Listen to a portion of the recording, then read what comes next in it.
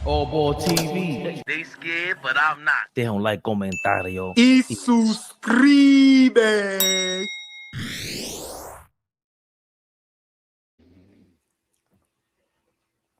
Yeah. Yes, Flea, I did. Look good, man. Good job. Nah, he always fucking Sky, man. You leave it to them. You know how you close your eyes, be cool, like he knows. You go to your people or you go to my people? My people, man.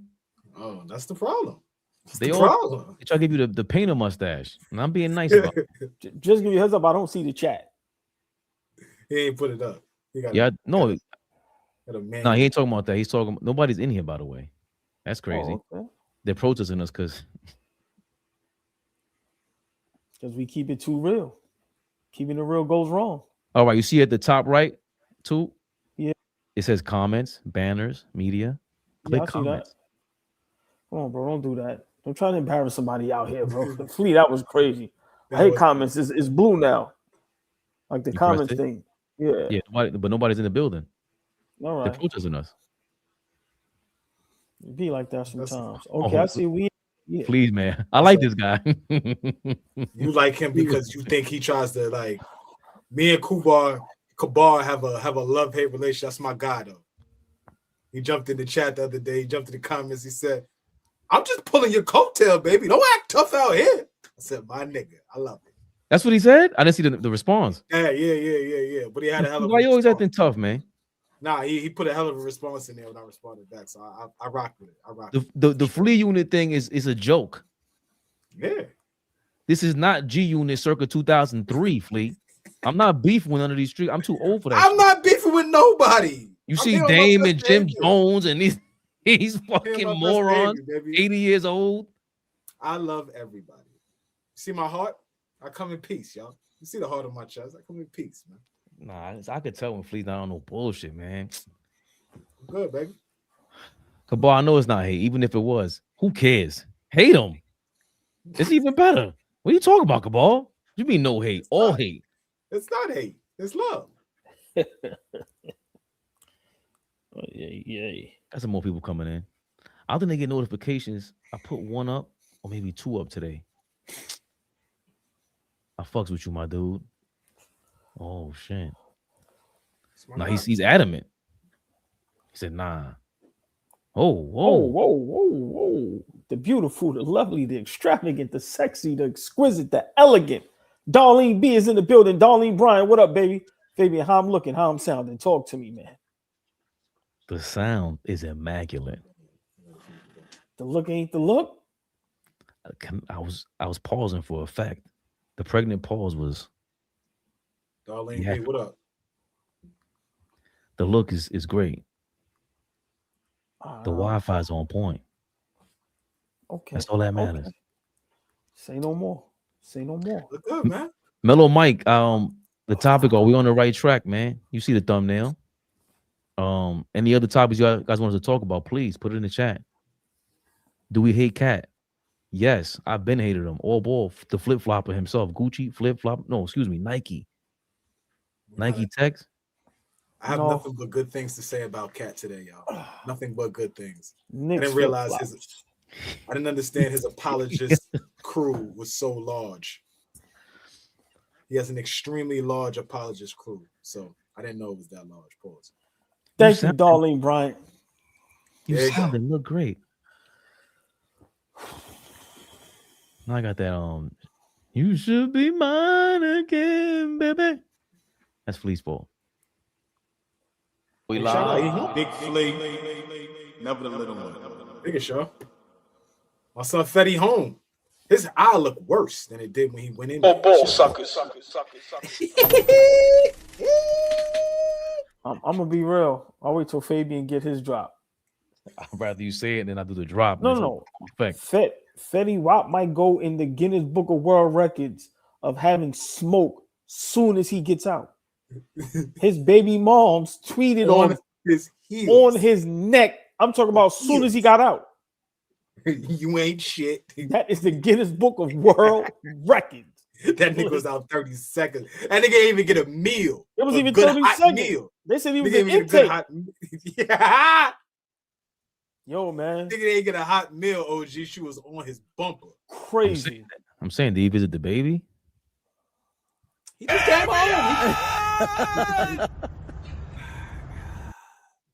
Yo, this world is crazy, man.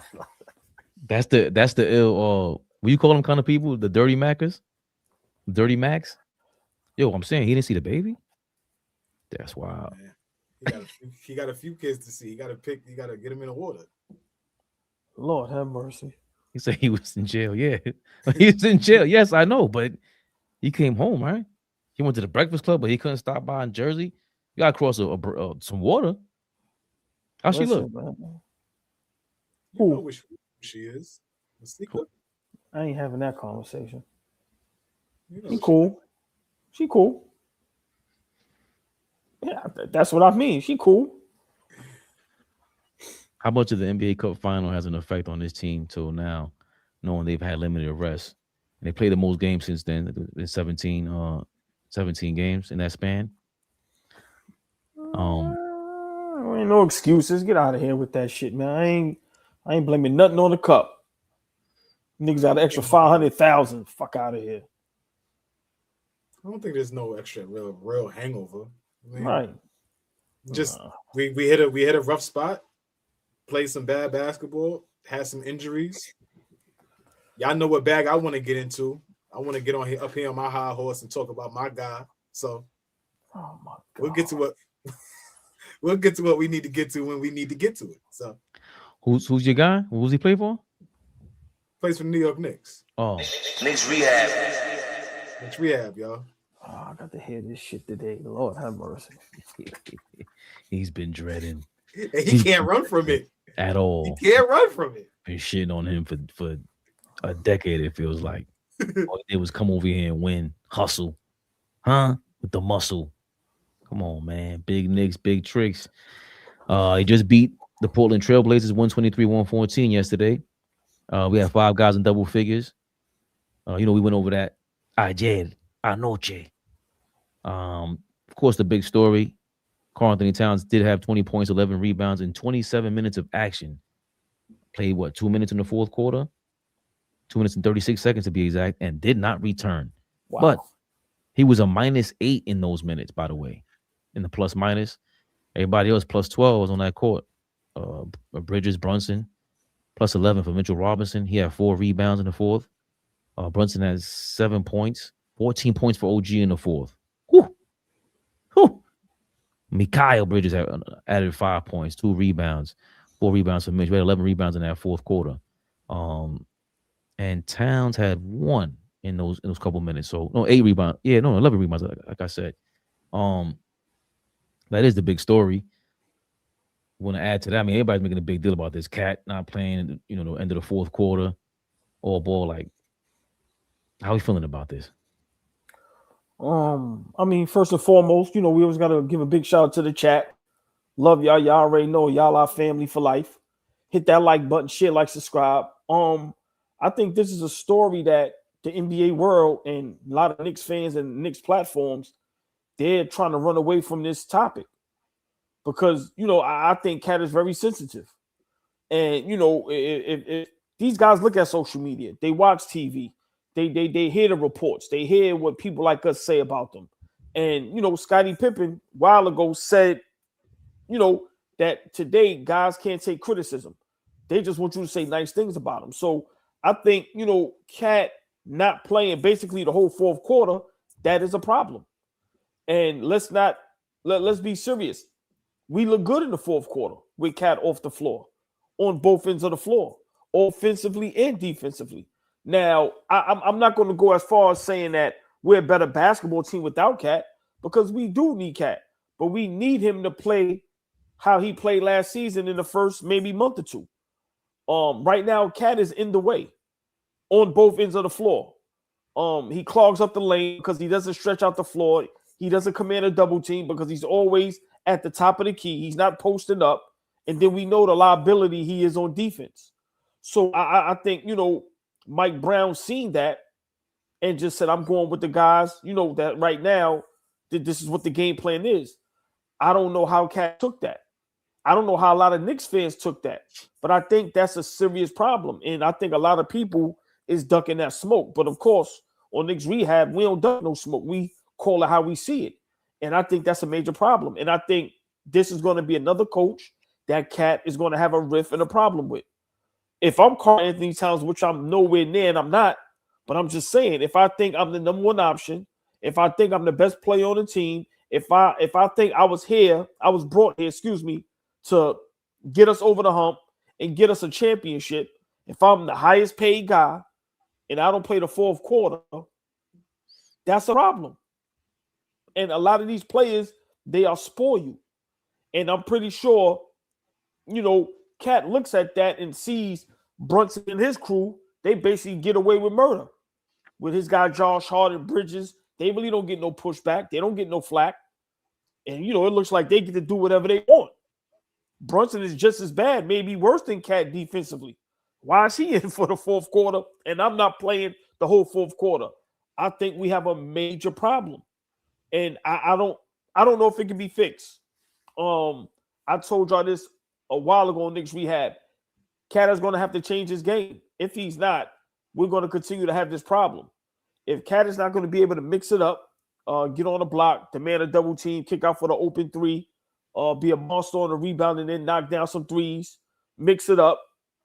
If he's not going to be able to put his ego to the side and be able to stay on the floor and not commit silly fouls, I don't see how, this Cat situation with the Knicks gets better. I don't see, Flea is big on guys hitting their ceiling. Flea, I think Cat hit his ceiling. Fabian always says it. This is who Cat is. I don't think he's going to all of a sudden not commit dumb fouls. I don't think he's going to all of a sudden play good defense. I don't think he's going to all of a sudden not want to be a two guard instead of a center. So listen, I think this is a situation that I don't know how it gets resolved, but I think it's a situation. I think Mike Brown and Cat, I think that relationship is going to start being a little weird. And I think eventually, one of them is going to have to go. Before the season started, Cat, it was the only guy that we heard that, he's going to have to change his game because the offense is not going to run around him. I don't know how he's taking that, but we see this season, he's not having a great season. I don't know if he's having an all-star season or all-NBA third team season. So him not being able to get on the floor for the whole fourth quarter against the Portland Trail Blazers, which, like I said, I know they won 5 games, great young team, but still that game was in the books. We was going to win that game, even though the game was close. For Cat not to be able to get on the floor in the whole fourth quarter, I don't see how things can get better between Cat and Coach Mike Brown. Lee, what you thinking? I don't know if you want to respond to last night's game in general. We were taking flight in the streets, but what's your response to all boy got to say? Cat not playing the end of the fourth quarter or the most of the fourth quarter, and how we feeling right now? Yeah, I'll respond to the Cat situation. I think we'll get into last night at some point again in a few minutes, but I think it's all about nothing for me. It's really not a big deal for me. I think we brought Mike Brown in to coach Per's situation. Per was put in front of us what the game looks like, what the game is calling for. I think we called Mike Brown and asked him to be the coach because he was going to make adjustments on the fly. That's something that Tibbs wasn't doing. I can absolutely agree with that. Tibbs was a stubborn coach. He was going to roll with his guys no matter what the game looked like.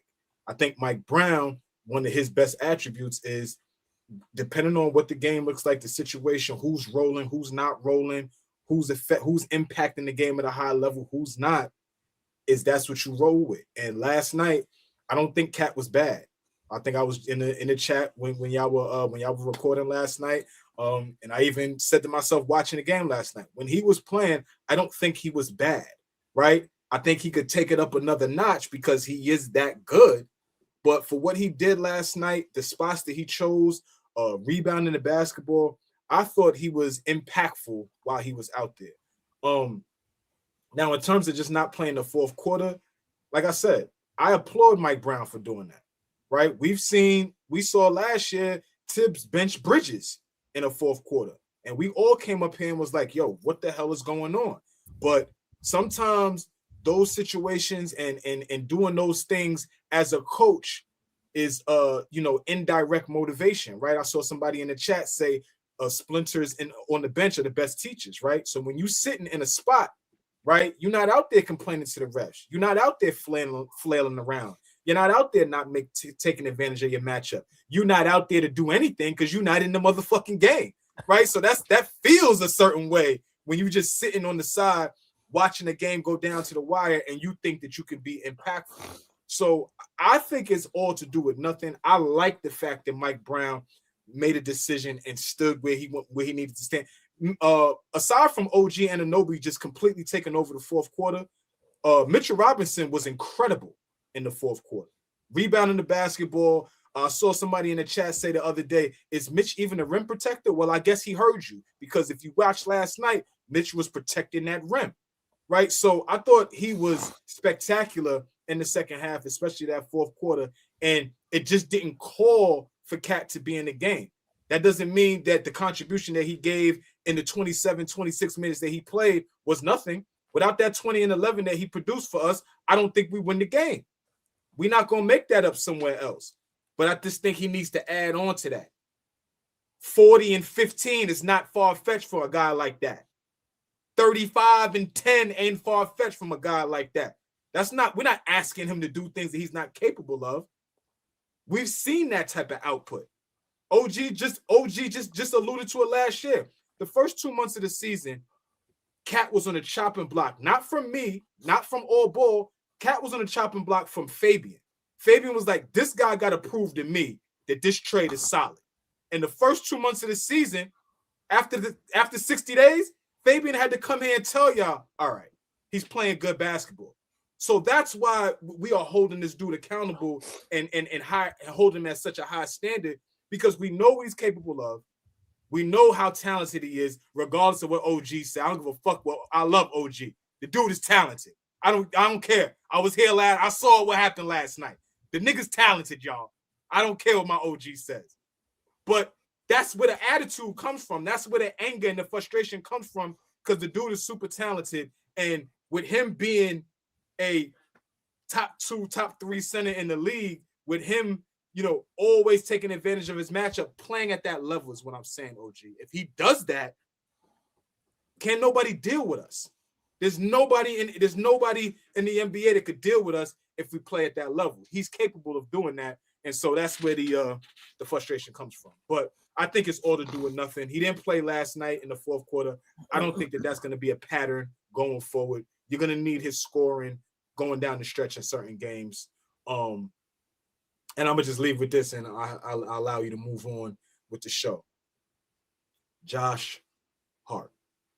Let me get that to y'all again. Josh Hart. It's 2 words, y'all. It's 2 words. Who was that? We ain't done with Cat. Josh Hart. Are we live? Big Flea. It's 2. Never the little one. It's 2 words, y'all. Josh Hart.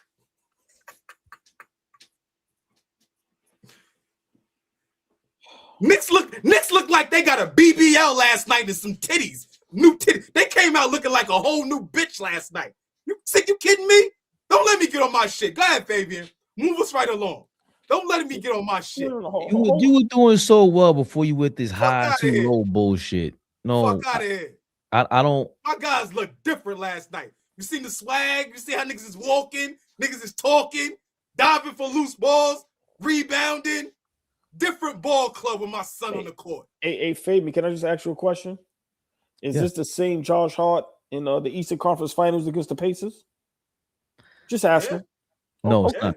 No, it's not. It is. No, it's not. Same guy. No, guy? It's not the same guy. It's 6 months later. It's 6 months later. Nah. Oh, we're talking about that one. I thought you talking about the year before. We almost got his rib cage broken in half because Tom Shooter wanted to play for 85 minutes a game. I'm talking about the guy that admitted he had the worst series of his whole career. After playing 45 minutes a game.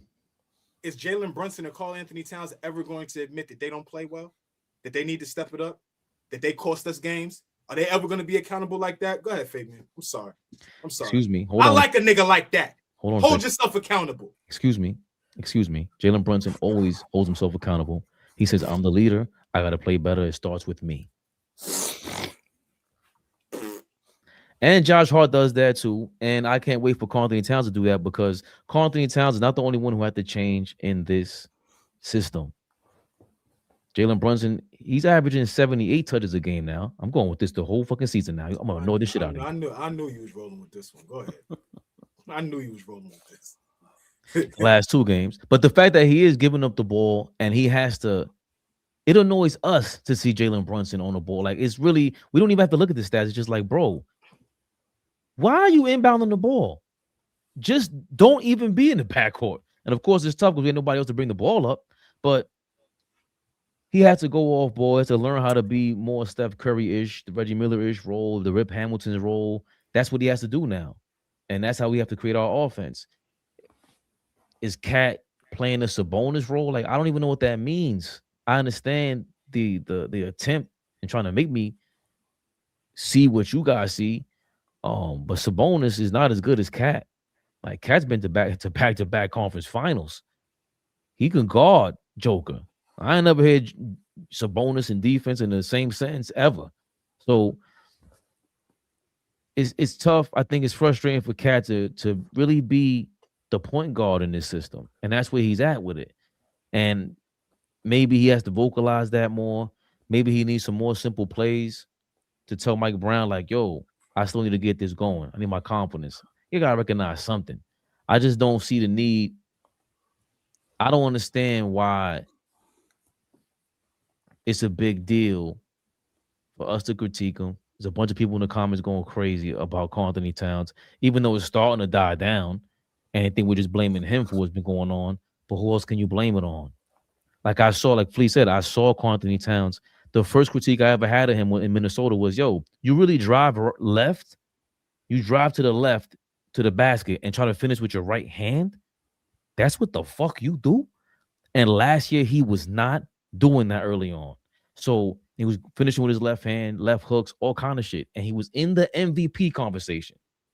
Proved me wrong at that point, and I was okay with him. But after that, strength of schedule got harder. It's Tom Thibodeau, so he's holding you down. And this year is just, there's no way that we can. We'll talk about Josh Hart in a second. OG, all these guys. And I always point to OG Anunoby being the second most important player on the team. And he might be because ever since he got here, he got the best winning record in all of basketball. But there's no way OG Anunoby's going to mean more than Karl Anthony Towns when we talk about a championship. What he did last year in the playoffs, that was a bit, he turned up against the Pistons. That fadeaway, I don't know if he can do that shit throughout the season. I don't know if the NBA Cup kind of hurt him because we saw that happen to LeBron and them. I don't know. Like it's not like he doesn't work out. Karl Anthony Towns, we never considered him fat, out of shape, none of that shit. Maybe during the season last year when he got hurt, he couldn't really get on the treadmill, whatever it was. I don't see how we can win the championship without him taking it up a notch. And if you guys think he's done, then that's tough. Because I still believe that he can, put up that playoff effort that he did last year. And him playing at the end of this game or not playing at the end of last game, you hit on the nose, Flea. Bridges got benched in the fourth quarter plenty of times last year. Plenty of times. And he was still complaining about too many minutes. They used to bench R.J. Barrett in plenty of fourth quarter when Tibbs was here. So what's the number one thing we complained about last year in the playoffs? Was Brunson coming back into the game when we were up 17. We were perfectly fine with your ass on the best bench watching. We didn't need you in there for that was hero ball shit. That was some old school baseball, dumb, superstitious shit that Thibodeau did. So if Mike Brown would have done that yesterday and they lost, could you imagine the headlines then? You put Cat in the game when they lost. And Portland went small ball. We went over this stuff earlier, Flea. Portland goes small ball. Then he got hurt. They put in, I don't even want to say his name. I don't want to disrespect him. But he didn't bring Cat in because he wanted a small ball lineup. Somebody mentioned that OG played the ball in the chat. That was ill. Because I always said, I seen OG guard Joker, Giannis, and Embiid. And I still don't think he's playing great defense to his standards. He's a different level of defender. And for him to play the 5, score 14 points. Now maybe the mellow conversation from that you sent me earlier, Flea. Now he can have some sort of, credence in that. But they closed the game out. I thought Melo was a little premature with that. That's why I put it in, man. I can understand the vote of confidence. I can understand that you would hope for him to strive to be the best two-way player in the league, but OG's offensive game is not one of somebody that could dominate a game night in and night out, right? He can have good moments and great nights, but I would expect him to be great on the defensive end. And if he does show up like he did last night, then great. But I think Melo was a little premature. Little premature on he's the best two-way player in the league in the game. But real quick, ball. To explain what happened last night, somebody in the New York Post wrote. I said somebody in the New York Post. That's mad disrespectful. Stephon Bondi. He said,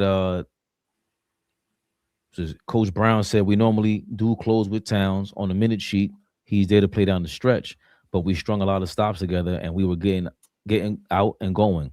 And I will do this if I think a group is rolling. I'll keep a group out there as long as it doesn't impact the guys' minutes drastically. And that group was rolling and I kept them out there because of it. I mean, that's slightly misleading in my opinion, because Mitchell Robinson was benched right after, the bench clinging, and they no longer needed Mitchell Robinson out there to guard him. And you took out Hart for Deuce McBride, which was major because they got a 5-point lead with Deuce McBride in the game. Then he brought in Hart to close out. So you had 2 opportunities to bring in Cat. That wasn't the same exact lineup that was rolling. So he's kind of like trying to dance around the subject, old boy, and he's not keeping it thorough, because this sounds good when Karl Anthony Towns gets benched for 9 minutes. Try that shit with Jalen Brunson. That's when I might get the Mike Brown. What can we do? Get a jersey? How do we support Mike Brown out loud in the streets? I don't even know. Oh boy. I just know shitting on Cat is too easy at this point. So first I see the beautiful, the lovely, the sexy, the extravagant Tori B is in the building. Tori B, what up? So Tori B, what up? Oh, that's what I'm talking about. Yeah. Gotta find my way back. Way back. Oh man, listen. It's smoke. Love to everybody. Love to everybody. Yeah. Tori V, come back home, baby. I gotta start tempering some of this shit down. People, Tori B, I gotta start tempering some of this shit down. See what I'm saying? When they think the grass is green on the other side and all that. Yeah. Come back home, baby. Yeah. Nah, but don't just stop. Tori B, what up? But what up, Tori V? Fabian, you always try to compare Bridges being benched to Cat being benched. There's no comparison. Bridges is probably the 4th, maybe the 5th best player on the team. That is not the same as keeping Cat on the bench. It's not even close. And let's be honest, how many games that will be rolling and they still put Brunson back in the game? You not telling me Cat doesn't look at that and think that's a problem? I don't care how much y'all got it rolling. I'm Karl Anthony Towns. I was brought here for one reason and one reason only. For us to sit up here and act like, if you put yourself in Cat's shoes, like I said, these guys, listen, they getting the big money. They got the big egos. If you don't think that's a problem, then okay, cool. We ain't got to have that discussion. But I'm going to call it how I see it. I think this is another coach that, when we started in October, November, December, January, we 3 months in. I think this is another coach that doesn't like Karl Anthony Towns' style of basketball, or it doesn't fit his style of basketball. It's no coincidence how many coaches this man done had. It's no coincidence. And now we watch Mike Brown bench you in the whole 4th quarter against the Portland Trailblazers. Listen, we've seen many games where we all up here, don't put Brunson back in the game. The ball is flowing. We winning. Everything is going great. And how dare they if they don't put Brunson back in the game? So for me, I think this situation is bigger than what people think it is. I think it's a real situation.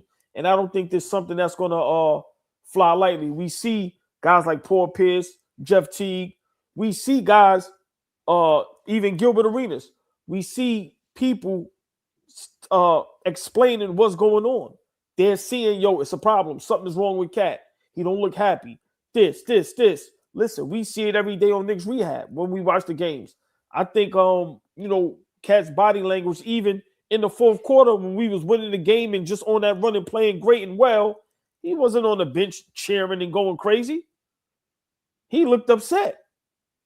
So for me, I think he's looking at it going, okay, when we rolling, y'all still put Brunson back in the game. Why I can't get back in the game? So I'm going to say it again. Go ahead. You saying the same thing I am.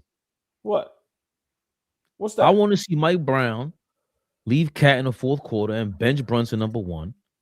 I can't wait for that. That would be, but apart from that, there got to be a reason for that. To win. What do you mean? We saw the reason last year in the playoffs. Yeah. But what I'm saying is, you just can't do that to make a point. Like last night, I don't think he was making a point. I disagree with that. Of course, he's making a point, bro. No, hold on, please. You got to explain. All right, so now explain this, because now you taking this another level. Because me and AllBall are conspiracy guys. If you don't think he's making a point to everybody, including Brunson, all of us, fans, whoever watching the game, I want to win. This is the best lineup. I got to make a statement. Highest paid player on the team, you sit on the bench for the rest of the fourth quarter. That to you is not a statement to Cat and the rest of the team. I don't look at that as a statement to Cat and the rest of the team. I look at that completely different. I look at that as he's doing his fucking job. He's coaching. Y'all niggas wanted him here. Y'all niggas wanted him to come in here and coach. So that means, yeah, come in here and coach, not at the expense of our two best players. Coach, but don't humiliate or don't put our two best players in a position where they don't feel like they're loved and they're wanted. Bro, he came in here to a team that was on the cusp of going to the NBA Finals. I'm sure Mike Brown understands the severity and the urgency of being the Knicks head coach. I'm sure he understands that. So making good reads, understanding what I'm looking at out there and saying, yo, I got to make this decision. I got to make that decision. I think that's way more important than making some statement to us. Who the fuck are we? Go win games, bro. Go win games. Last night's decision helped us win a game. And I think that's the business he's in, winning games. Not about appeasing us or stroking the egos of anybody. If we got a guy in there that's going to make the right adjustments per the situation, per the game, then we got a pretty damn good coach. That's the coach I want. If Cat couldn't finish last night just because it didn't call for it, oh well, as long as it results into wins, though. If we're losing games at the expense of him trying to say, I can't have Cat in the game, but now we can't find offense because they're blitzing Jalen Brunson, OG and Mikal not hitting shots. Like, you need Cat in the game. I don't think Brown is that dumb not to play him when he needs him. Last night, I don't think what he needed from him was necessary for us to win the game when we won the game. So I'm not mad. As usual, Flea explains the exact statement that I was referring to. I rest my case. Thank you very much. That's what you need. So what I'm saying is that if you set the tone now and you say anybody could get it, and you're saying Cat is the example as anybody can get it, because all I ever hear about is you can't bench him, he makes $90 million. You can't bench him, he makes $30 million. Guess what? I just benched the guy that makes $60 million, $50 million coming up next year. So Michigan, I like what you're saying here. Mike Brown committed career, I don't know how to say that online, ending himself by benching Karl-Anthony Towns. I don't agree with that. What I agree with is if you do that and you don't bench Brunson when we're on fire and rolling, that is gonna come up because we've seen it come up. And we're like, yo, Brunson's coming in the 8-minute mark. If we're doing bad, Flea always says, no, he's not. He's coming in the 9. He's coming in sooner than that. And if we're rolling, we were tired of saying, don't put Brunson back in the game, bro. How many times AllBall said last year, yo, fuck it. Campaign is on fire. Just let him go. But Tibbs is not going to rely and trust on campaign. All I'm saying is that we got a guy in here. If we're going off of what we're seeing, we got a guy in here that's gonna coach no matter what. And I would much rather that guy. I don't even care what name's attached to it. Mike Brown, Phil Jackson, Larry Brown, whatever name coach you got. If a nigga's gonna come in here and actually coach and not play the favorites and not play what guys' contracts are, and I'm looking at the game right now, we down 3. We haven't had really 3 good defensive possessions. Well, damn, what do I need to do? Make the adjustments on the fly. That's what we want him to do. Tibbs wasn't doing it. That's what we asked him to do, right? So I think last night's game, we got a win, and Cat played well. That's the other thing. Cat played well. So now we're going to be mad that he didn't play down the stretch of a game that we won? Who cares? In the dunker spot. Real quick, AllBall, before you go, look at the plus-minus numbers with Cat, with Kolick versus Cat with Brunson. Guess which combo works better? We ain't got to look at that. Sure. We know he works better with Kolick. But guess Cat didn't play 9 minutes in the fourth quarter, but guess who didn't play at all? That's not an accident. Yo, Kolick, defensively, these bigger bodies. Portland has the last 2-3 years have had tough perimeter players. And Mike Brown is sick of watching the San Antonio Spurs, the Sixers, a couple of these dudes just kind of punk Kolick. It's not that he's physically just getting checked. He's gonna fight back, but they're just physically imposing on him. Phoenix, these guys were imposing on him. So all these things were pointing to him saying, well, if that's your best running mate, I'm not playing him. What makes you think I shouldn't put him in the game? It doesn't add up, AllBall. I mean, y'all both make great points. I just want to make my last point with the Cat and Mike Brown thing. I'm not complaining that Mike Brown is coaching Flea. I 100% agree. I want to coach like that. We're just stating the obvious. We're just I want to coach. I've been saying it. I said it last year with Tibbs. Don't be afraid to coach. Who's ever out there, allow them to play. If it's rolling, I'm just saying we cannot ignore that Cat did not play the whole fourth quarter. That is a problem with players like today. We can't ignore that. Right, but if he put Cat in the game, right, and the game changes, obviously we wouldn't have known the outcome that we won. But sometimes coaches overcoach. OG, agree. Like some guys outcoach themselves and lose a game because they want, you know what I'm saying? Because they want their guys in there, and they're gonna go down with the ship no matter what they're giving them. So go ahead. I'm sorry. No. But my point is, like I said, y'all are both making great points. I'm just saying, us as Knicks fans, we cannot sit up here and act like Cat not playing the whole fourth quarter is not a problem. We rarely see that happen. And it's not like he took him out the last 2, 3, 4 minutes. Cat played 2 minutes in the whole fourth quarter. When the last time have you seen the second best player on a team if the game is close? It ain't like it was a blowout. Like you said, Flea, Cat was playing well. Of course, he had his little hiccups that we all make fun of, but for the most part, he had a good game. He had a good game. The game was still close.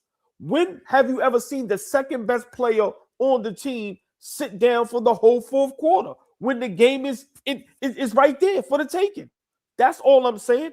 Go ahead, Fabian. No, but because this is where the contradiction comes in, because we're saying that we don't mind the best player on the team being benched for the final 4 or 5, the final 9 minutes up against the Pacers in the playoffs. That's where is a contradiction. I don't care if the second best player, third best. I don't care who you are. If we're winning the game, if we're rolling, if Mike Brown is sticking true to that statement, you will bench whoever in that fourth quarter, including taking out Deuce for Hart with 3 minutes left or whatever it was, including taking out Mitch because cleaning on the floor anymore.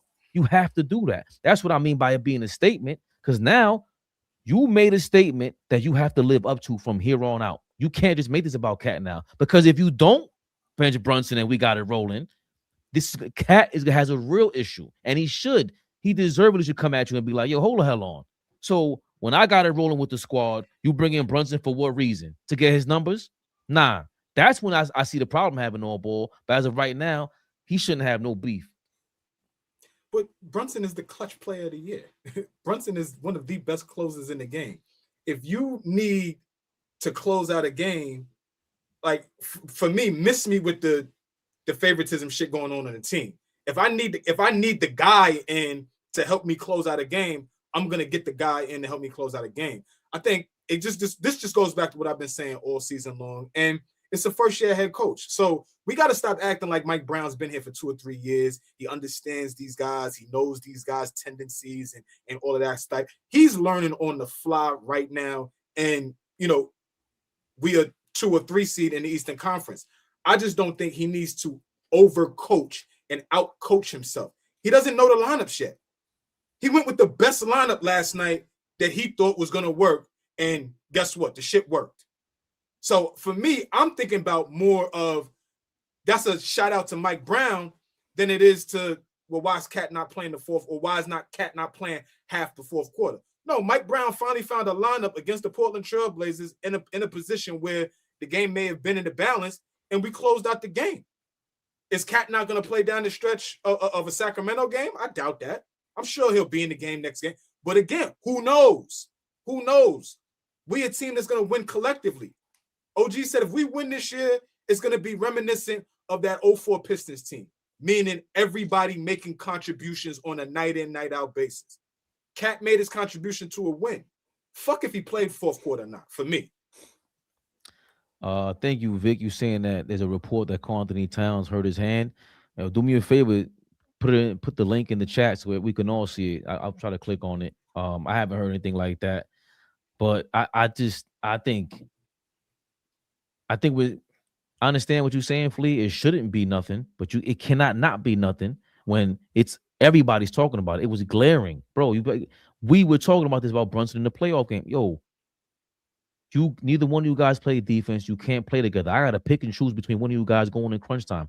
That moment, that last night's game, we have been leading up to that moment the entire season, because all we've been talking about is the fact that you guys can't play together when it matters most.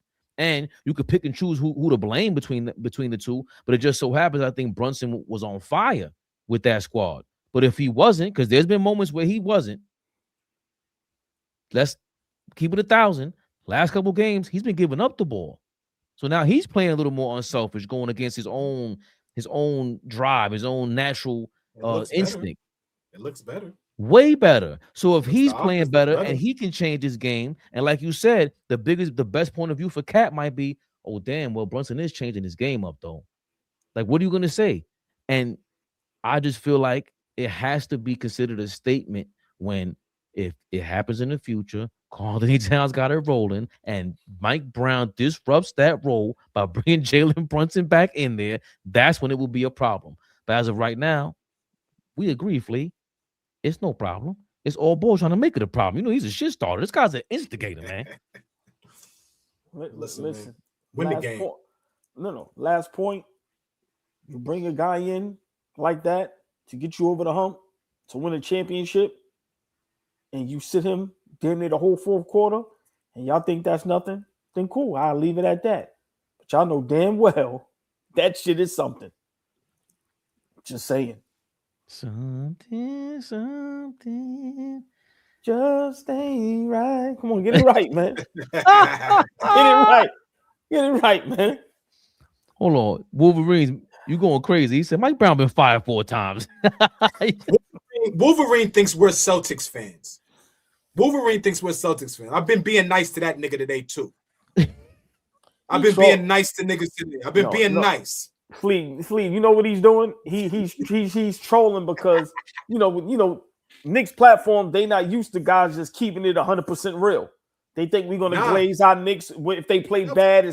No, we're gonna keep it 100%, 1,000% thorough. So, but big shout out to the chat. Hit that like button. Big shout out to the chat. Y'all know where to go to get that cookie cutter shit. Y'all know where they keep it politically correct. Y'all know where to go. It's not here. Well, you did mention the Celtics, Flea. And you did send me something in the group chat a little bit earlier. Speaking of the Celtics, former Knick Carmelo Anthony, one who smoked them Celtics at one point, he had something to say about current MVP candidate Jaylen Brown and Knicks OG Anunoby. I'm just going to highlight Jaylen Brown as an individual. For sure. Yeah. Because the question for him was, can he lead a team by himself, right? It was a lot of doubt. He's shown and proven that not only he can lead a team, but I'm also the best two-way player in this NBA. He ain't bullshit when he say that, bro. And he's saying it with his chest. He can back it up. And the only reason I say, to your point, I love OG as. Hold on, that was nasty. They really like did a super chorus and backing up. Yo, man, Mello. That's hate. I'm gonna hate heavy. That's hate. Please, That's hate. we will never. We will never. We do things in unison up here sometimes. I'm gonna just be cool, but we do things in unison sometimes. So go ahead and smoke Mello if you want to. Go ahead, I'll let you rock. I'm smoking all of them, and I'm not speaking. Mello's a cool individual. That he is. Mello he's a Good brother. My brother got swag. The other guy, I don't know about all that. Being the best two-way player in the NBA. Mm-hmm.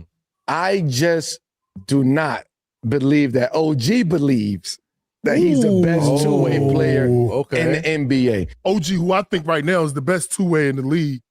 Personal opinion. Jalen Brown gonna hop in comments right now. Jalen knows so with me. Listen, OG for me, day in, day out, I love O. I think O is. I agree with you some nights. Okay. If I'm the best two-way player, right, I'm still gonna, if I'm not shooting well, I'm still gonna have an impact defensively.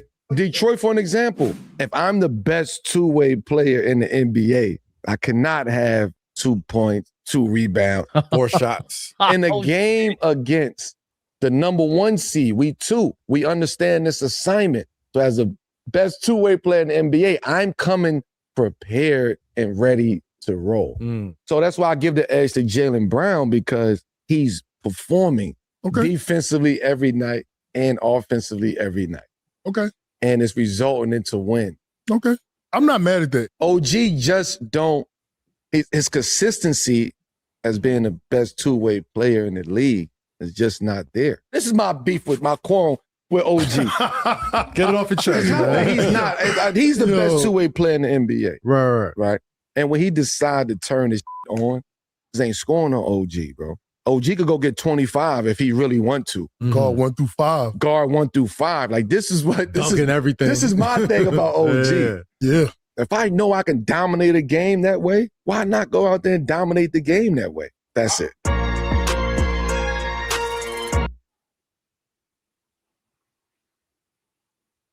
That was Carmelo Anthony.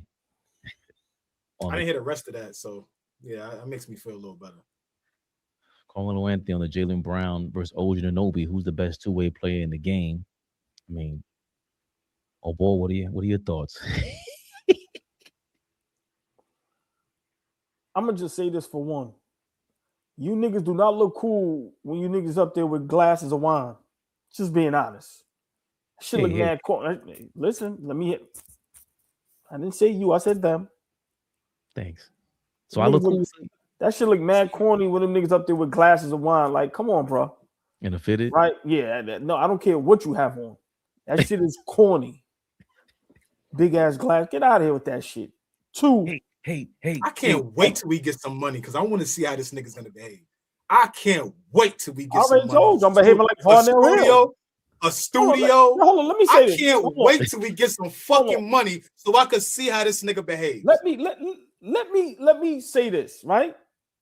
Let me let the chat know, because I see a few new people I never seen before.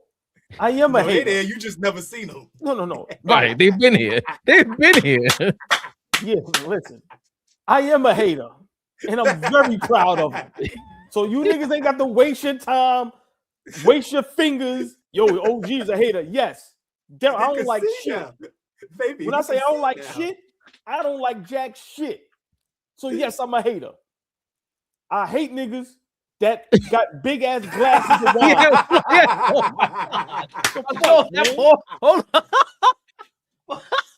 Oh, yo, I hate niggas. You almost something like this. Look. Please. He's almost down. He's almost too light to pause after that statement. Oh man, no, because it's like you sitting there like this. Look, so I'm watching put that shit down, man. Oh man, get the fuck out of here. That was good, OG. Nigga said, I hate niggas. Yeah, that pause was purposely too.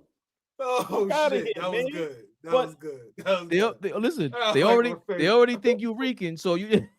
You, this, Oh this shit, is that was man. good. That was funny as hell. Listen, I'm a light-skinned black man, not Puerto Rican. Something happened. Yo, Something happened nigga said- way back. Shit got mixed up in the whole that.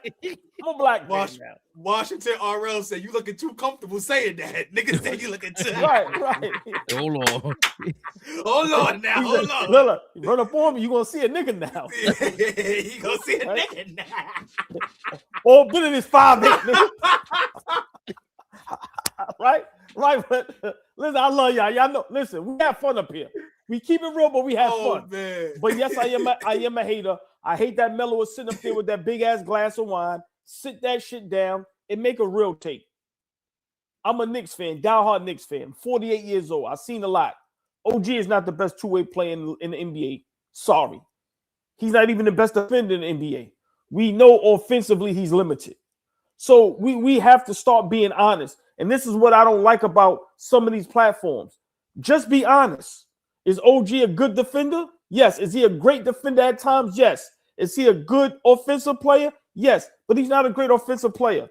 If we talking offensively between him and Jaylen Brown, it's not even close. And then when we talk about being a great defender, we know how many good defenders is in the league. Now, is OG up there at times? Yes. But he's not consistent. He's just not. So for me, I that was the wine talking. That's how I look at it. You got PJ Tucker. What do you expect him to say? He just signed with the Knicks. He might be trying to, you know what I mean, pull a fast one on us. Listen, get a couple more dollars. The other dude, I don't know who that is, but I have to disagree with the whole panel. Yeah, I don't know who that nigga is. Who the fuck that nigga is? That's my ex-brother-in-law. Yeah, I don't know who the fuck that nigga is. They just, We'll talk later. yo, come on. That's the shit they doing. But listen, man, I have to disagree with that whole panel.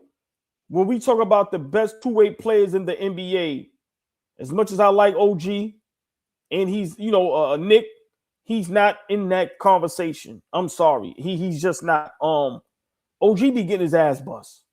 Is he the best defender on our team? Yes. But is he in Defensive Player of the Year candidate? No. Can we go your OG, guard him all game, 94 feet like Fabian say, and make it difficult? He doesn't do that. So I can't, when it comes to that, I'm sorry, I can't put OG there. Now, if OG is consistently doing what he did in the fourth quarter or in some other games with his deflections, his blocks, his steals, just shutting guys down, then cool. But I can't agree with Melo and PJ Tucker. If we talk about right now, it has to be Jaylen Brown only because what he's doing offensively is insane. Like he's put himself in the MVP candidate, even if it's top 5, 6, 7. And he has the Boston Celtics looking respectable when I thought they were going to tank and look terrible. So I have to disagree. OG is not the best two-way player in the NBA. It's not even, he's not. It's not even close. I'm sorry. Flea, what are your thoughts? You got to see the whole clip. What are your thoughts on OG Anunoby is not the best two-way player in the game? I understand the sentiments, but I just don't think OG offensively is as talented as some of the other guys from an offensive standpoint. I mean, be clear. You know how I feel. I think that two-way player shit is ridiculous. I think it's a new age term. It's a term that it does highlight defense because there's so many other guys out there that are strictly concerned about putting the ball in the basket and not concerned about getting a stop. I told y'all when we came up, and I'm sure majority of the chat are either millennials and older, right? When we came up, you had to play defense to play. Coach was not going to play you if you weren't worried about getting a stop on the other end. Could give a damn if you could make a layup or not. Are you good enough to go out there and get a stop? So I got to get on my high horse real quick and just say that two-way player term doesn't make you know basketball more, doesn't help you understand the game more. The two-way player term is so overused and overrated, and it's enough of that shit. Basketball players play both sides of the basketball. That's why you play the game. You got to play both sides of it. But if we're talking about that, OG's not, for me, he's not even close. He's not even close. You put OG on the Washington Wizards and ask him to be the number one guy. We're going to go to you every night, and you're going to get 20 to 25 shots a night. Could he average 20 to 25 points a game? Maybe, but what is his efficiency like? What is he doing on the opposite end of the floor, right? How does he look as a basketball player at that? Because that situation is very different than being an ancillary piece, right? That we ask to play defense.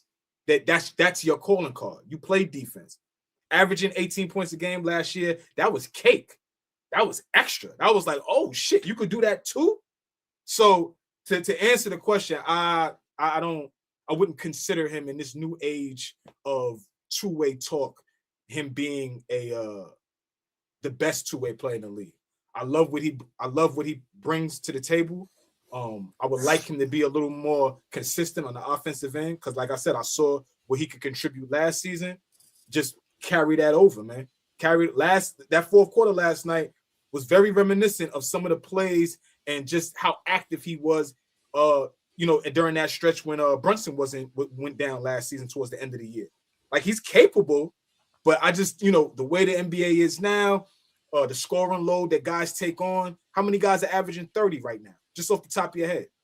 You probably could count on one hand, maybe two hands, how many niggas is averaging 30. It's at least, I know at least off the rip 6 or 7.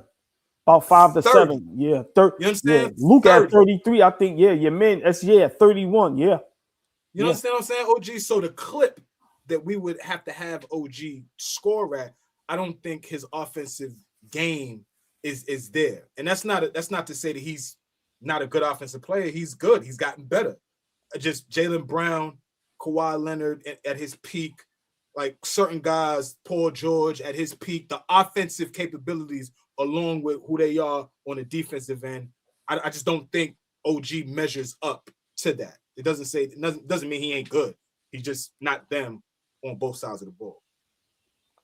Yeah, the top scores in the game: Luka, 33 a game; Shai Gilgeous-Alexander at 31.9, so that's 32. Tyrese Maxey basically at 31. Donovan Mitchell 29, basically 30.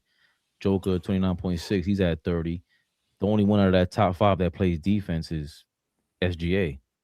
Tyrese Maxey's all right, but he's more momentum guy. And then even underneath that, that's when Jaylen Brown comes in, 29.5. Brunson's at 29. Ant-Man's 29. Steph Curry's at 29, basically, and Lauri Markkanen is at 28. So out of the bottom 5 of the top 10 is Jaylen Brown and Ant-Man, who are the two-way players. So you got 3 out of the top 10 scorers in the league who are two-way players that actually play defense that is respected. But OG is definitely a top, 20 two-way player in the game. But, you got Jaylen Brown and you got his teammate Derek White. He is no joke. Derek White affects both sides of the ball, and he's all defensive caliber player. A lot of guys out there, Tatum when healthy, he ain't no slouch either. Right, and then you even giving a shout out to a rookie kid. I'm totally impressed with Edgecombe. Like, defensively, he's D'ing up, and the way that he plays, obviously, OG at this point is probably more impactful because he realizes his game more. He's been in the league longer, and Edgecombe is just coming into this thing. But he's going to be a guy that I think in the future is going to be one of these two-way hogs. But for Carmelo to say if OG wanted to, he could score 25. I don't know what the hell he's talking about. OG Anunoby just started becoming comfortable. Like, what he's shown the last 2-3 games now, I haven't even seen OG dribble through his legs the way that he has. It's just the level of comfort that he's been, with the ball, dribbling and all that. He's starting to get to another level, but that other level still isn't even Jaylen Brown. He went out there and said, I'm gonna lock up Kawhi and give him 50. OG's not there. He's not there. And it just, I don't know, like Paul said, it might have been the wine because I don't, PJ Tucker being there. And sometimes you get heated going back and forth. But Ant-Man, Jaylen Brown, Giannis is still out there. None of them touch Giannis, to be honest. He's in an MVP conversation every year the last 10 years. Different level. But with the level of defense that OG plays, I think Mike Brown has to start holding him more accountable. 94 feet, like I said. Also, just being way more active on the defensive end. I don't want him to be more of an offensive threat if it means we lose our defense because you could clearly stop possessions. But Jaylen Brown, Listen, Jason, his teammate went down. Jason Tatum. Jason Tatum is the guy that got all the love, even when he stunk it up in the championship, missing all the shots. He plays kind of a point guard level with the Celtics, but Jaylen Brown had his teammate go down. He had his knee drained in the summertime, and he still went out and took this year personal. He's on a different level right now. He's the lead dog on the team. OG is ways like Flea said. He goes to the Wizards. He ain't doing that. He ain't pulling off the MPJ over there with the Brooklyn Nets. He's just not. And y'all know, ain't nobody a bigger OG fan than me. You just can't be. So Melo is definitely drunk like a skunk on that set off that wine. That's crazy talk. Just crazy talk. Somebody said in the chat, I don't know who it was, but big shout out to them. I think OG is probably one of the best 3-and-D guys because his 3-point shot has gotten much better. So if we talking about, just 3-and-D, I think OG is I think that right there it best suits him for me. But as far as just the two-way, like I said, I just see somebody in the chat. Ant-Man, one of the best two-way players as well. Listen, he's going to step up.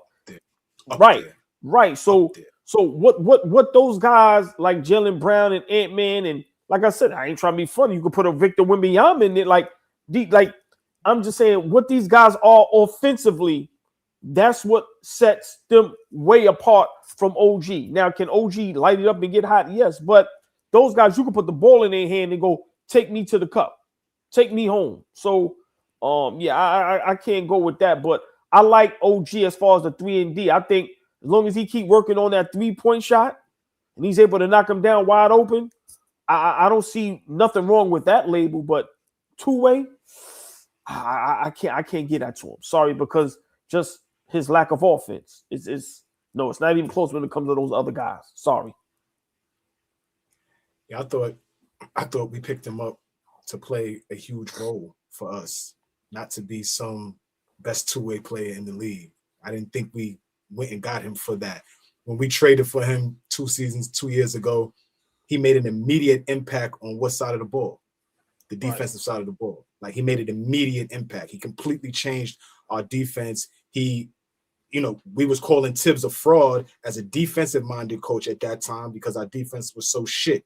OG walks through the door, and now that label had to get off a tick because we just looked so much different on the defensive end. So I just think,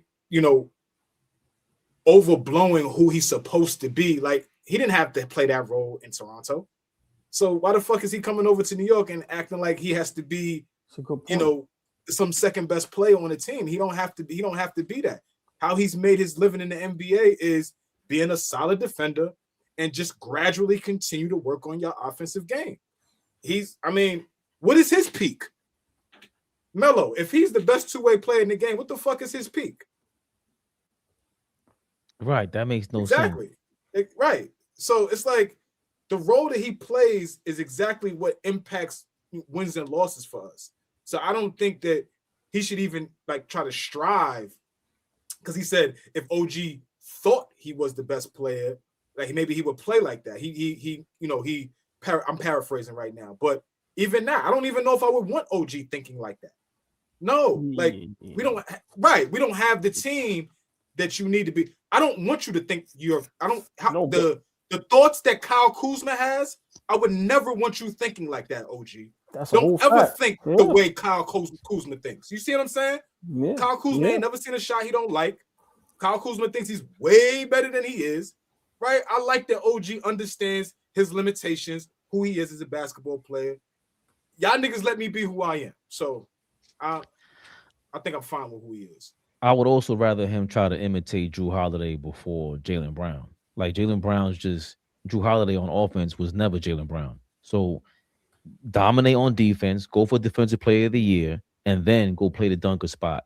Pick and choose. You can't play point guard, obviously, but he has been bringing the ball up more. But run the floor. He gets stuff in transition. Passing the ball to Mitchell Robinson when he's in transition. His court vision is improving because he has the ball more. He has those reps. But nigga called him a Timu Kawhi. I'm sorry. That's why I don't be wanting to see the chat. That was funny. Nigga called him a Timu Kawhi. Come on, man. What's wrong with people? That hurt, man. That hurt. Timo Kawhi is crazy. that stole my thunder, man. God damn it. I'm going to the super chats. I'm going to go to people that pay for the hate. Thank you. Sam I am clearly a Detroit fan. Detroit basketball. Appreciate it. $4.99. $4.99, but he ain't so nice. He gave it twice. Thank you, my brother. King Speech said, what we got to do for that other $4.99? Send it again, nigga. You feeling trigger happy, nigga? Send it again, nigga. Don't play with it now. Flip on that button one more time. Come on, one more time. Yeah? King Speech said two-way players overuse hogwash. Hogwash. That's very redneckish of you, King Speech. Come on. What's up, King Speech? My God, that's our God, man. Jeremy Sowers, another member. You guys are members, always showing us love. We almost had 30 members, by the way, man. Appreciate y'all, man. Oh man, that's so dope, man. Let's get to 40 by the end of the week, man. Yeah. Jeremy Sowers, I'm scared every time OG has to dribble. And that's the thing. Like lately, he's been dribbling a little bit better, man. I just tighten shit up. Yeah, I can't. I'm shocked. I'm more shocked. I'm gaining more confidence in him. Turbo, what's going on, man? Turbo. Yo, old boy, I don't know if you're doing it on purpose, but I think you gotta click the thing and come back in because you fuzzy. Click what, man? Click what, man? You gotta X out of it, click the X button, and then type in on a tab and then type in StreamYard again. All right. He sounded so depressed. All right. He's all right. Was mad depressed. All right. Yeah. While we wait for him. Please. He's not here to hate. Our guy. Josh Hart. Who that Flea? Who's it? Josh Hart.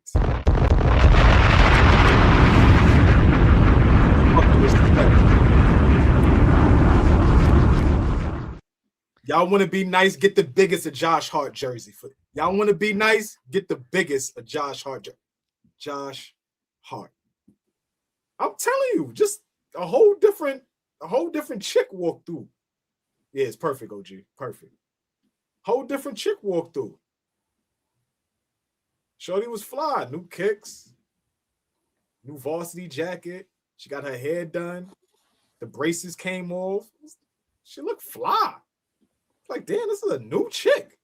I didn't recognize the Knicks last night. I said, oh, I know why.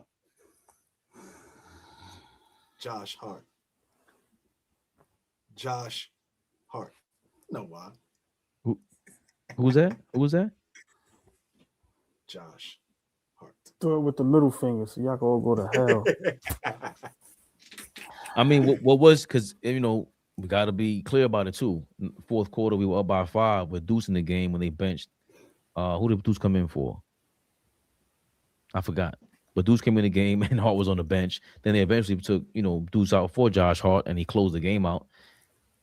There was something there. We gained momentum. We were down, I think, 93-92, and then we up 5 by the time Deuce got out the game. For his defense, I believe Josh Hart makes a lot of low IQ plays, but he makes up for it with energy, similar to like a Russell Westbrook type.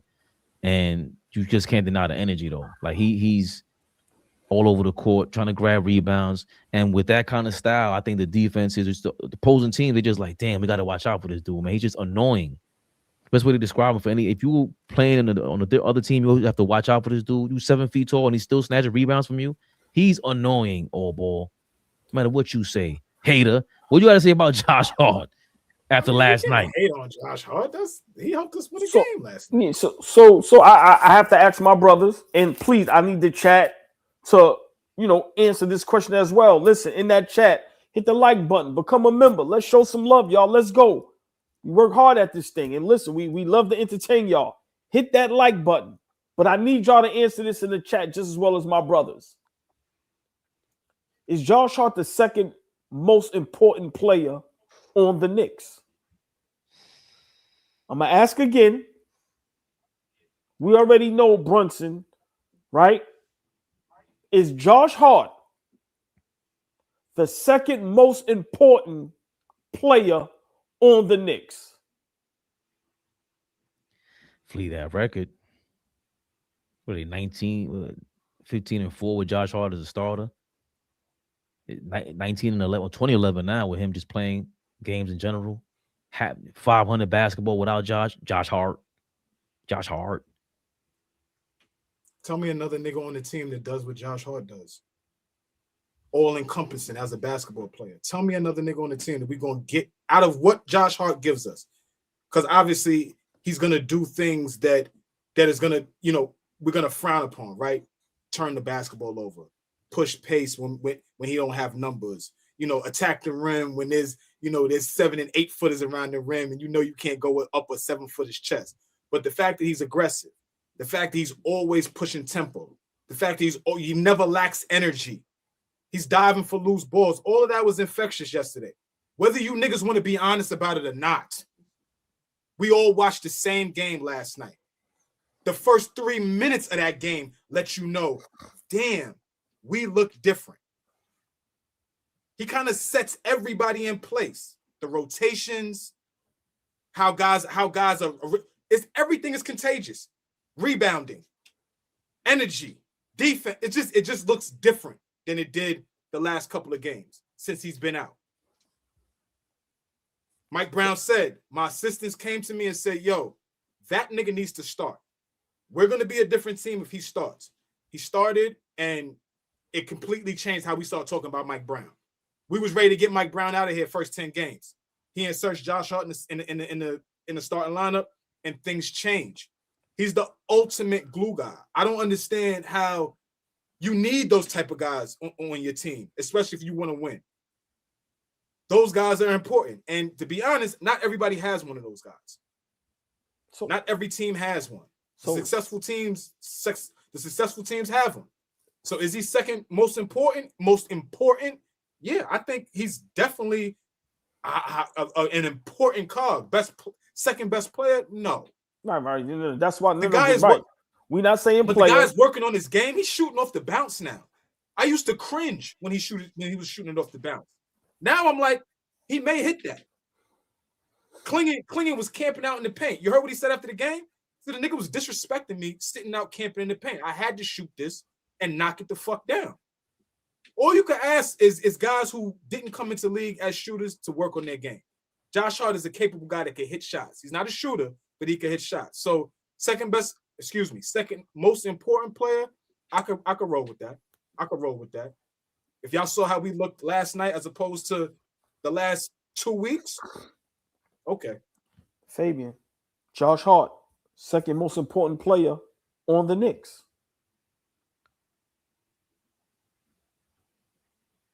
He can't be.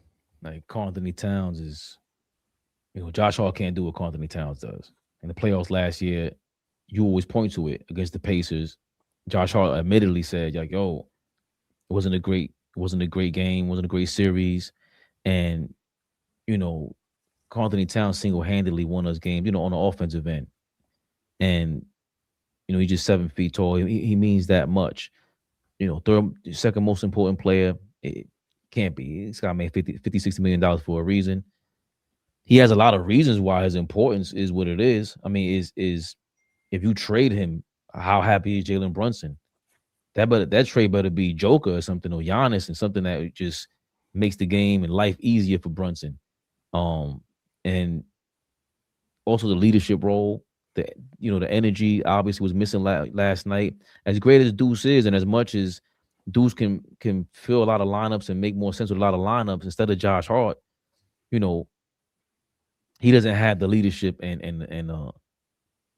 it's like there's an inspirational side to Josh Hart. Like there's things about people that it's the wrestling side, and you can't avoid it. You can't ignore it. That's what Brunson is when he's on fire. That's what we're waiting for Cat when he turns up. When Mitchell Robinson's blocking shots, that's the whole, now the Rock's in the building. Like that's when we start going crazy as Knicks fans. Once we start thumping our chest, that's what Giannis has. We compare Josh Hart to Draymond, but that energy that Josh Hart has, we never have to worry about him being a pro. As crazy as he is, I say he has low IQ plays. but Cat, as important as he is, we don't feel like he's a pro. Josh Hart was on the bench, twiddling his thumbs at the beginning of this season in prayer mode. He should have had surgery on his thumb. They were all suggesting this. How many injuries has he overcome? A lot of what this guy is doing is a lot of inspiration behind him. That's why he's a fan favorite. That's why he got compared to Starks, who Lee hates for some reason. But as far as importance goes, I think his importance is Josh Hart's importance is obviously more so the vibe. He sounds like he could say whatever he wants for the most part. The way he talks to the refs, how many players have a relationship with the referee the way he does, and he be going crazy. Cat clearly can't talk to the ref like Josh Hart. Yesterday was the first time I seen guys high-fiving in a while. First time I seen guys smiling, looking like they had some type of energy, some type of cohesion, looking like they wanted to play with each other, right? Or be out there playing on the court with each other. That's the first time in a while. Not saying that it hasn't happened, but over the last week, 2 weeks, whatever it's been, the rep that we've been in, last night we looked like a completely different team. You have to be honest about that. That's just the facts from the work from the tip off. The first 5 minutes of that game, you could tell, okay, the Knicks look different tonight. They just look different. So if he can have that effect on us, I love that. I love that. That does not mean that because he has that effect on us that we need Josh Hart to be 20 points a game, that we need him to be playing out of his role. The role that he plays is exactly what he's doing, and we just need that to just carry over and continue throughout the playoffs. Real quick, I didn't see this. Mike Brown talking about the Knicks' relationship with the officials. When you start barking at the officials, which we could have because it was 6-16 at one point in terms of fouls, but if you start barking at the officials, now that takes energy away from what you're trying to do and focus too. And now you're focused on officials instead of just going to win the game. So I applaud all of our guys, and I've been talking to our veterans, Jalen, Josh, Big Cat. Hey, you guys, it starts with you guys. You guys got to leave the officials alone so that everybody else falls in line there. And I thought our guys were fantastic tonight with it. There goes Mike Brown. I don't want to say picking and choosing who the leaders are, but he's pointing right to the leaders, the guys who have the relationship with the refs. And those are usually the leaders of a team, now that I think about it. The guys who could talk to the ref, like Draymond going crazy on the refs. Anytime, it's too many players talking to refs today, and too many players looking for a reverse. Too many bums just coming in the game and they flop and reverse. No, not for you. Matter of fact, why don't you sit your ass down on the bench? Reverse that. But I like him calling out in public. That's the Phil Jackson shit. Very famous for that. I'm pretty sure coaches did that before, but Phil Jackson was infamous, and he was way more Machiavellian with it.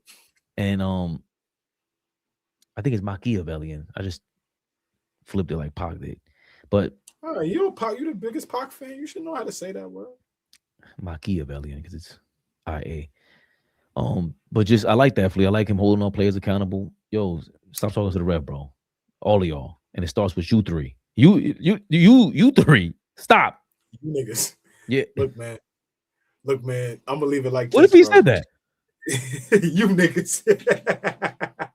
In the locker room too. You niggas. That would have been good. That'd have been good.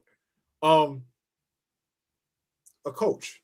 We could go off Mike Brown's track record, or we could look at this as a clean slate, and this is his first season with the New York Knicks, and we got to go off a game-by-game basis or quarter by quarter, halfway mark. Like we should be critiquing this guy, gradually. There shouldn't be this jump out the window thing anytime we win or lose and things like that. Mike Brown is figuring this thing out. But one thing for sure is he ain't sitting there idly wild, just like looking up in the sky.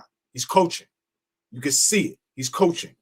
He's getting the young guys in games early in the season to see what he has. He's trying to empower some other guys so that he can make sure he has them once playoff time comes. He's trying to figure out what lineups work the best against such teams. Like, the dude is coaching. He's making adjustments on the fly. He's going into the press conferences saying the right things every time he's in front of you niggas.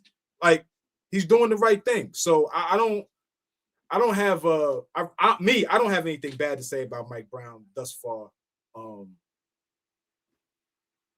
This is what y'all wanted. Y'all wanted Tibbs out. We got a new voice, and I think as of right now, yeah, I think Mike Brown is not just laying there dead. He's doing the best he can coaching this team. We don't talk enough about him developing the rookies, the young guys, letting them, show themselves out there. Kolick, and I hate to put it this way, but which one of these guys' trade value went down since they've been here? The only guy I could think of is probably Yabusele. Everybody else, Huck Porty, Kolick, McCullough, Diawara, they all have trade value now. Dadier's dropped because he showed that he couldn't keep up, and I think that's part of the going back to what Dolan said about Tibbs. He doesn't really want to collaborate. He's stubborn, which is what we all said. I mean, the fact that the owner echoed that is pretty telling. And I did go back and do the research. I misread what Mike Brown said about Diawara going to the G League. He was saying he wishes he could go to the G League to get more minutes and play, but they were down so many bodies in December that he couldn't let Diawara go to the G League. But my thing is, the only misstep for me is that, to be honest, all the minutes that McCullough got the last couple games, Diawara should have got all of them. All of them. That's how great I think he's been playing and showing effort. Like, he's just a mismatch by showing up. He's not a mismatch, but he can present more of a defensive pressure. Right. He's longer, and McCullough has to try, and his jumper is just, he's gonna have to work on that shit. Like, you're shooting from like your chin. Diawara is 6. He's again you're shooting coach now. Because you a shooting coach now. Clear up them shoulders. Show niggas your rip through. Show niggas your rip through. Yeah, nigga. Like this. I'm looking at you like this. Yeah, right. Yeah, right.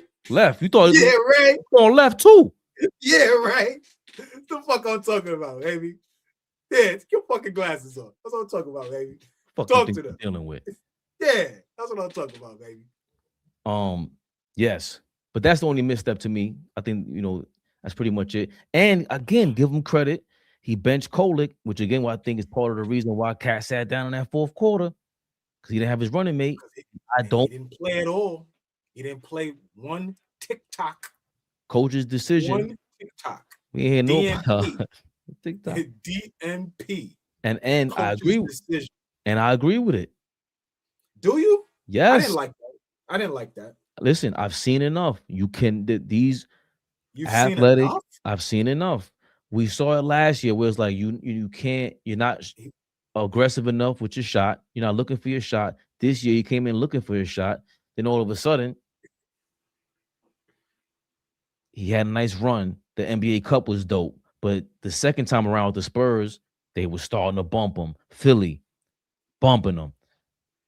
I think Detroit, when you get exposed like that, it is what it is. I know De'Aaron Fox smacked the ball out of his hands, but now, Jeremy Lin is far-fetched because Jeremy Lin got straight up exposed. I don't think Kolick is that because I see a lot more fight in the kid, Kolick. Yo, Ray, I will never forget. Was it a Friday night in Miami? Yes. Was it a Friday? Yes. That Friday night in Miami. Bad. I sat there, but I was like, yo, okay, Mario Chalmers, okay, D-Wade, okay, LeBron, okay, who else? Shane Battier. Was Shane Battier on that team at that time? I felt like they was just throwing body after body after body at him, and he could not get nothing. Do y'all remember that Friday night in Miami when the Knicks went to see the Miami Heat after the Linsanity was going on, and the Heat was the one who shut that fucking water off, turned that shit completely off. I was in a bar, Union Square. That shit was depressing. I couldn't believe it. That's part of another addition to why I really started hating Melo. Yo, dog, go shoulder one of them dudes on the court, man. I know that's your man's, but what was that about? You let them, they told you about that? You let them in on that? Amari, you ain't clothesline nobody? ran the train on him, ran the trizzy, ran it on him. Raw dog, no Trojan, raw dogged him. Shit was crazy, bro. That shit was crazy. Wow. The point is, I don't see Kolek getting any of these actions performed on him on the basketball. He shouldn't. He shouldn't. He's tougher than that. And Mike, play that clip, Ray. Can you find that clip real quick? When Kolek was talking about when he was in college and what Kolek said, he was like, and after they went man to man, barbecue chicken after that. no, Yeah, I never seen that. Yeah, there's a clip. I think it was the NCAA tournament or the Big East tournament, one of them, and he was talking about, you know, the team was going zone, and once we got them out of their zone and they went man to man, he was like, well, they got to come out of the zone. It was barbecue chicken after that. We come out, we bang 2 threes. They got to come out of the zone. They start going man, and then, you know, it's barbecue chicken from there. I apologize. I'm not familiar with the barbecue chicken expression. I was just wondering. Why did the white? Because the white guy. Why would he fucked it up, right? He fucked it up, right? No, he made this even more perfect because Kolek, now he go look what he says. Look what he says. The white boy that's down. Look at his face. The white boy that's down. He's using the right vernacular, and your man comes out of nowhere with the barbecue chicken expression. I was just wondering what you meant by that. You can look it up on Urban Dictionary. I can't leave the goofy look. I thought you seen that before. I've never seen that. Yeah, that's why. Come on, why did you show me this before, please? Yeah, because I thought you've seen that before, bro. Word. I thought you've seen that. Yeah. Shout out Tyler. I need that attitude. I need that attitude from him. It's not attitude. It's not effort from Kolek at this point. It's not that, and it's the same. He's just defensively challenged. No, hold on. First of all, defensively, night and day. Small. Compared to Brunson, this is night and day. Damn. Well, I can't say night and day because then that would mean he's the effort. No, the effort. No, he plays defense. But it starts with effort. If he gets stronger offensively, you can't bully him, right? He will. And then defensively, now he can start. You know, Derek White is a very strong comparison. Derek White doing some matador, smack you at your shit at the rim kind of defense. But Kolek, how tall was Kirk Heinrich? Heinrich got to be like 6'5", 6'6" minimum, and he was strong. Or multiple time All NBA defender Kirk Heinrich. Yeah, multiple time, not just 1 or 2. Kirk Heinrich was a hell of a defender. How tall was Kirk Heinrich? Yeah, let's look that up in real time. Hold on. Kirk, I'm not giving him no taller than 6'3". Kirk was a strong 6'4". Whoa, I'm lying. Excuse me, Flea. That's a big guard. He's a bigger guard. But I've heard, and I've also heard Gilbert Arenas say he roasted him on purpose and stuff like that. But I think that's how good he was. He's the man. Kirk was solid. I mean, those Bulls teams before Derrick Rose got there, it was kind of fun because of him. It was Kirk Heinrich. Van Gordon. Mm-hmm. It was tough. I'm forgetting the other dude too. It's the small forward, but I don't even know who you can compare him to because he's a small. Remember John Salmons? I don't remember him on Milwaukee, but just Chicago for a little bit. And again, Mike Brown was able. Dang. Is that who you're thinking about? Dang was there at right when they were. But Dang is Derrick Rose era. I'm trying to think about the small forward you was thinking about. Dang is a guy. That's another dude that the Lakers sneakily got, but he was out of commission during the Kobe era. And they overpaid. They gave Luol like 70-something mil. Yeah, but I think no reason. Nah. I think his back, he got some crazy injury. No, he had an infection. He had an infection. Something happened where Luol had some kind of infection. We don't want to talk off the cuff. Go ahead, Ray, and pull it up. But I know Luol had some type of infection, and they wanted to keep him off the court or something like that. Several severe complications. Spinal tap. We were both kind of right. Yeah. It was something. Yeah. A lumbar puncture performed to rule out meningitis, which led to a spinal fluid leak, causing intense headaches, neck pain. That would have been crazy. That was in 2013, and that happened. What happened with the Bulls? That's what I'm saying, and they still paid him. The Lakers still wound up paying him. That's why people said it was an overpay, because he was never really healthy with LA. He played some. How many total games did he play with LA? I didn't think he played any, but hold on. Stats. He plays 57 games in total in 2 years, 7 points per game. Yeah, he wasn't where he needed to be. 57 total in 2 years. I don't even remember him on the Heat. Wow. Yeah, he had a cup of coffee in Miami too. Sure. Oh no, so I'm remembering it totally wrong. Because he played for the Cavs right after that. After he went, I guess when LeBron was still went to Miami. The Bulls traded him to Cleveland? Nah, I don't remember Luol in Cleveland. I don't know if he ever suited up in Cleveland. He played 40 games with him. He played 40 games for Cleveland? I don't remember that shit at all. Hell, 40 games for Cleveland? What year is that? 2014. Cavs acquired Luol Deng from the Bulls. I can remember that. For Andrew Bynum? Kyrie is over there at the time. Kyrie there. Kyrie's like a second, third year player. Who's the coach? Byron Scott? Who's coaching at that time? Who's coaching? Byron Scott coaching who? Cleveland at that time.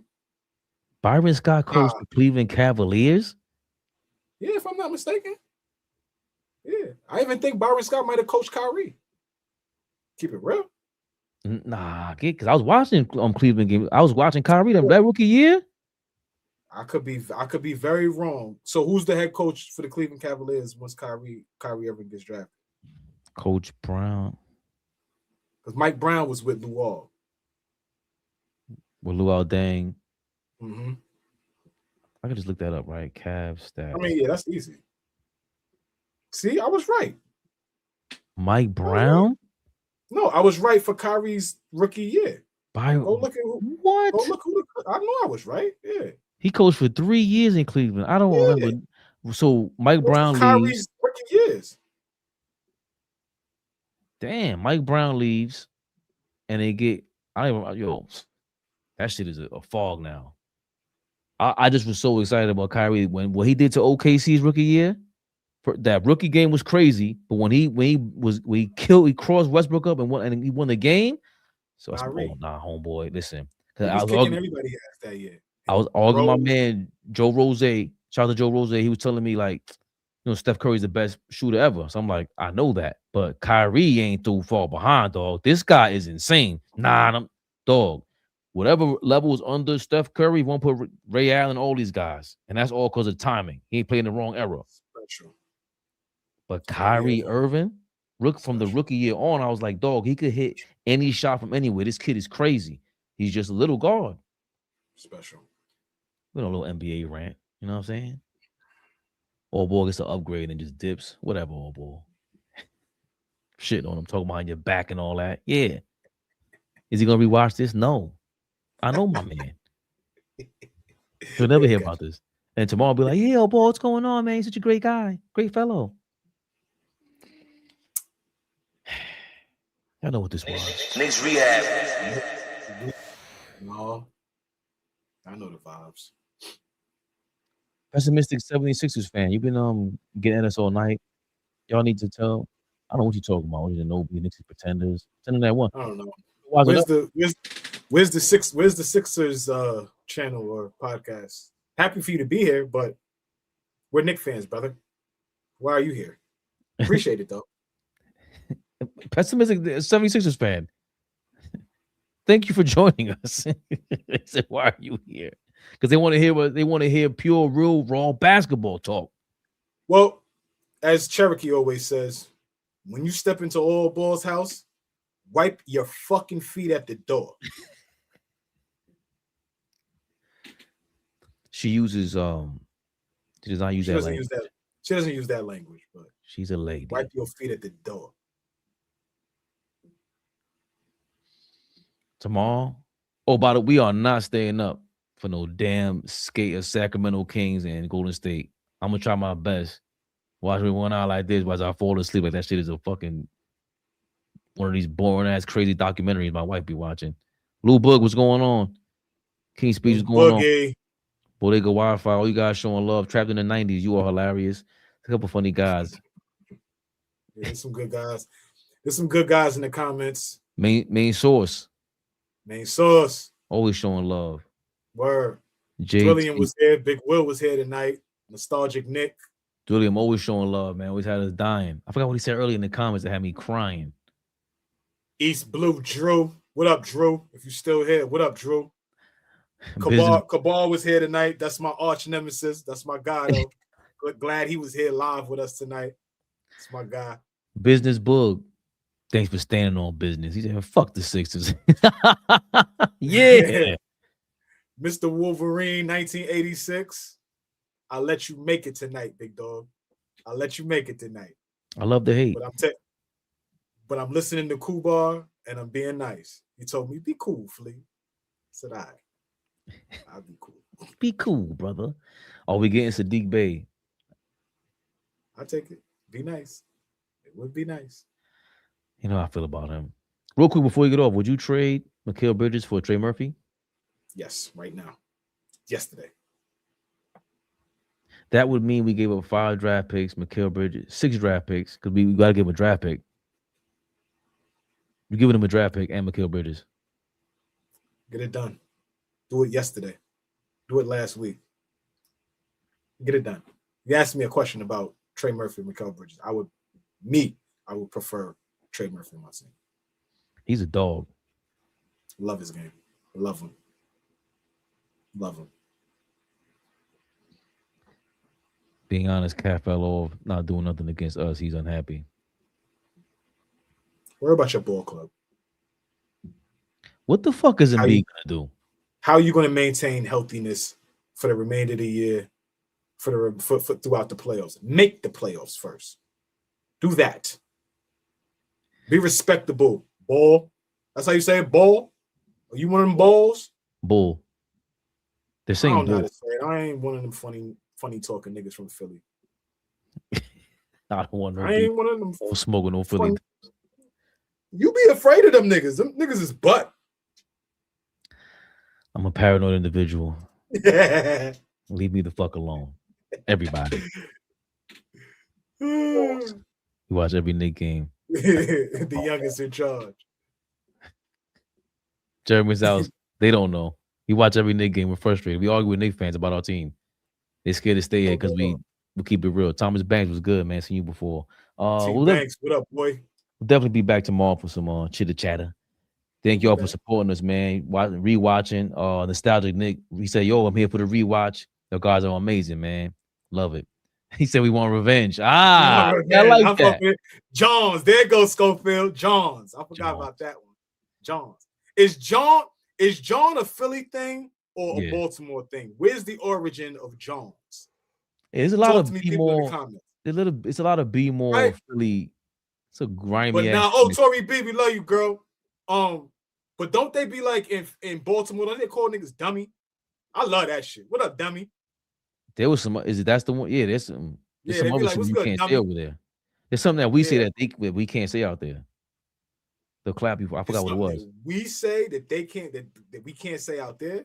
Yeah, they say it was some. I'm like, or that they say that we will be like, yo, what?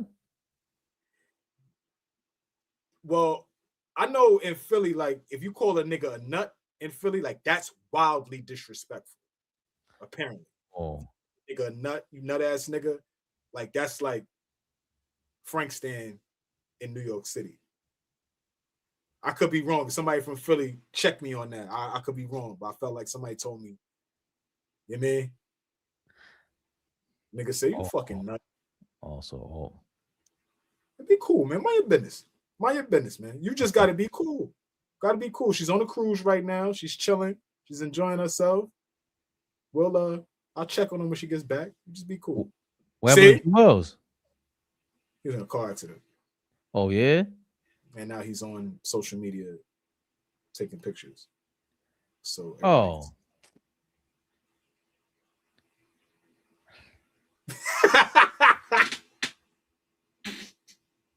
that's low hanging fruit. Flea told me he said low hanging fruit. Fabian do low hanging fruit. Nah. That is low hanging fruit. Nigga got in a car accident. He got a couple scratches on his face. He's taking selfies and posting for the world. That's what happened.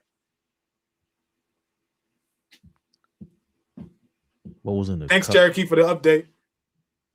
What was in the cup? Tomorrow we'll be back with some reactions. Hopefully we'll run the NBA. Thank you all. Get us the fuck out of here. Could have been anywhere else. Mañana. AllBall TV. They scared, but I'm not. They don't like comentario. Y suscribe.